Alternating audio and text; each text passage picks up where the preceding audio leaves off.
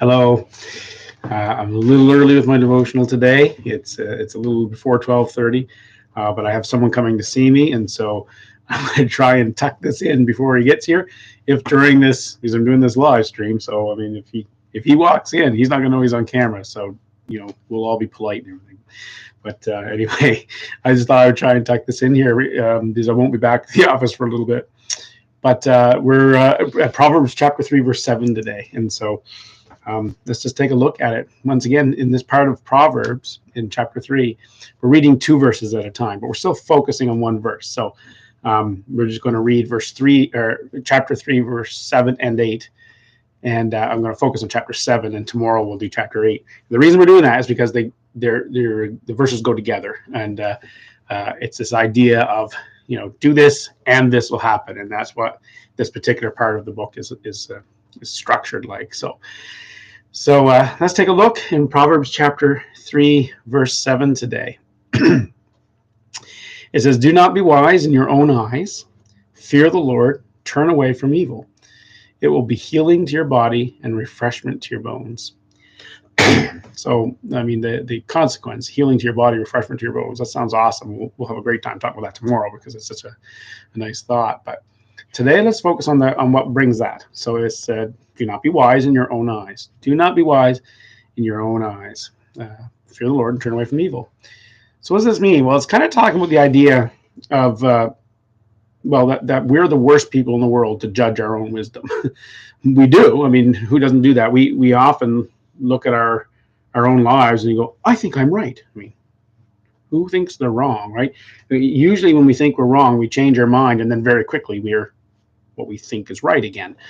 We spend very little portions of our time ever thinking we're wrong, and that's one of the problems with being wise in your own sight, is that you will tend to, most of your lives, think your wisdom is good, that you're right, and you will much of your life not be. And so it's a tricky thing. It's not that you're never right or that you have no wisdom, but it's just we're the worst judges of our own thoughts, and so that's kind of what this is saying. Like, we need to fear the Lord as a higher wisdom than our own, and if we do that and turn from evil, see, we have this great thing. But if we don't, if we are our own standard of what wisdom, and we become the standard of what's good and thought and all that, well, then we're not going to fear the Lord, and we're not going to turn away from evil. We'll actually go into evil. We'll become worse people for it. So that's kind of what this is saying. So let's go through our questions. Why can I not judge my own wisdom? So what's preventing me from being able to judge my own wisdom? So here's a couple ideas. One is bias, right? You're stuck in your own perspective, and it's very difficult for us to put ourselves in someone else's shoes or on the other side of a perspective. We can do it. It's just very difficult to do. We tend to sit into a perspective, and we tend to think that it's right. We tend to think that what we think first is right. We actually have to work hard against those kinds of things. There's just something in our psyche about that. And so the fact that we have bias, and that we will also be motivated to believe things that are going to benefit me. So that bias turns into sort of a conflict of interest. It's like, if I want to believe that I'm good in the choices I'm making, then I'm going to tend to believe that I'm good in the choices I'm making, whether they're good or not.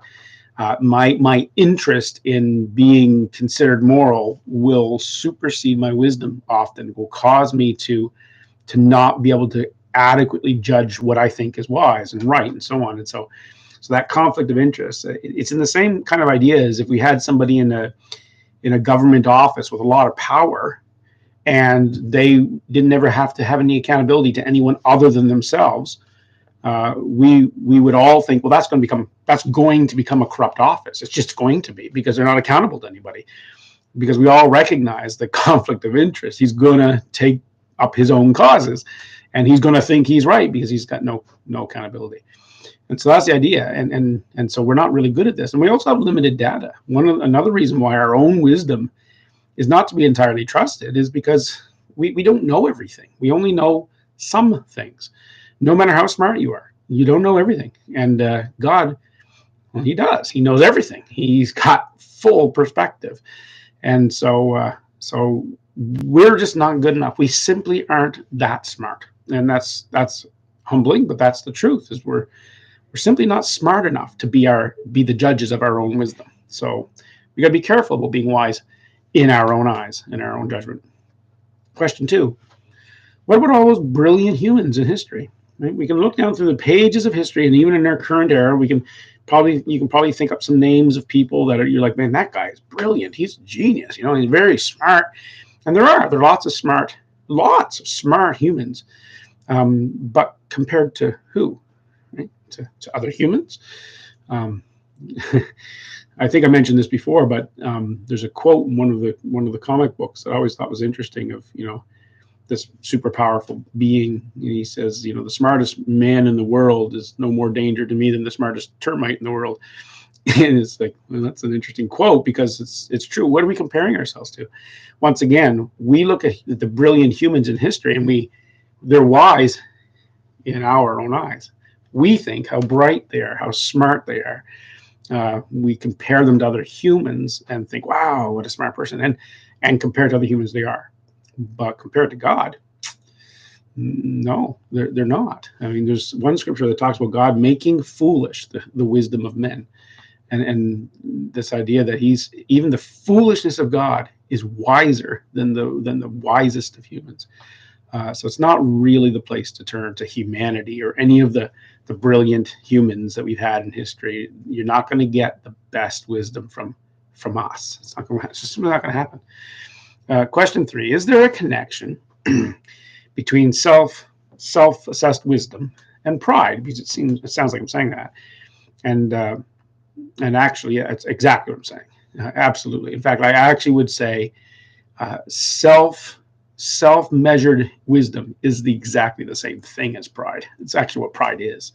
It's a sense of I am my own standard. Pride is the closer we get to placing ourselves as a standard, the bigger our pride is, right? And then the more horrible we become because of it, the more arrogant we become, the more, I mean, it's just not possible to remain humble and make yourself the standard in human terms. At least it's not possible. I guess if God helps you do it, maybe there's a way, but it's just not the way it works. And this is evident, I think, in the world. You look at the world, and you look at those people in the world who we think of as the smartest people in the world, and very frequently you also notice them as the most arrogant people in the world. I mean, the so-called intelligentsia of our world, what do they call themselves? The elite. You've heard the phrase, the elite. They call themselves the elite. That's arrogance, and it's not all of them do, but there's a general statement there. But that's how it happens, and so often very smart people are among the most arrogant people in the world, because self-assessed wisdom and pride, they just go hand in hand. If they're not different, if I think they're actually the same thing. So. Question 4: is there a connection between our wisdom and evil? So is there something about self-made wisdom, self-assessed wisdom, and evil? The text we're reading today kind of implies that, right? Not to be wise in our own eyes, but to fear the Lord and turn from evil. Like they go together, right? And so if we don't turn to the Lord and we rely on our own wisdom, we will tend to not turn from evil. And that's because our wisdom, it just simply fails to find the moral high ground.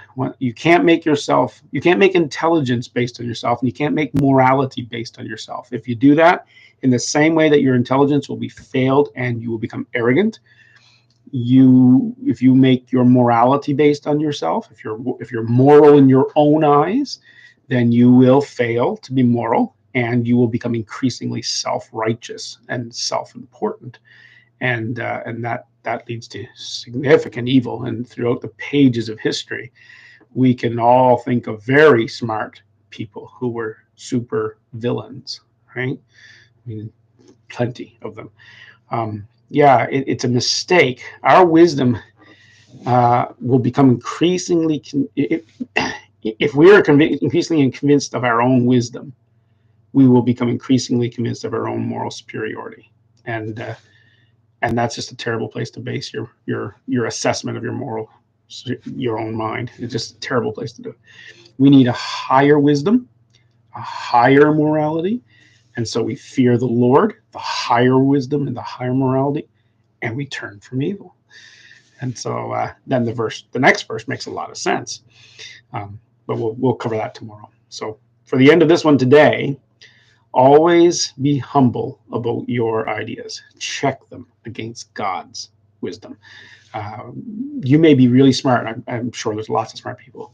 I like to think I might be smart. I don't know. But what we all need to do, no matter how smart we think we all need to go, okay, but there is one who is way smarter, and I got to check my wisdom against his. And if it doesn't line up, it's not him who's wrong, it's me, and I better switch. And that'll make your life so much better. It'll be healing and refreshment. And so we'll talk about that tomorrow. Anyways, God bless us. Help us, Lord, to be humble and to respect your wisdom above all. In Jesus' name. God willing, I'll see you tomorrow around 12:30.